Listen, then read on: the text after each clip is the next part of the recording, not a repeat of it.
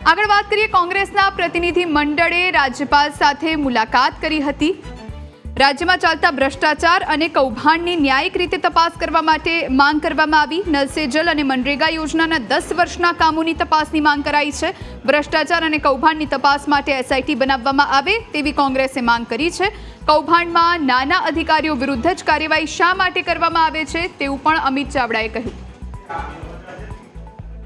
તો આજે પણ ખુલ્લી છે કેમ મનરેગા કે નલ સે જલમાં કોઈ ડીડીઓની ધરપકડ નથી થતી, કોઈ કલેક્ટરની ધરપકડ નથી થતી, કોઈ કમિશનરની ધરપકડ નથી થતી, કેમ મંત્રી જવાબદાર છે તેમ છતાં એમની ધરપકડ નથી થતી?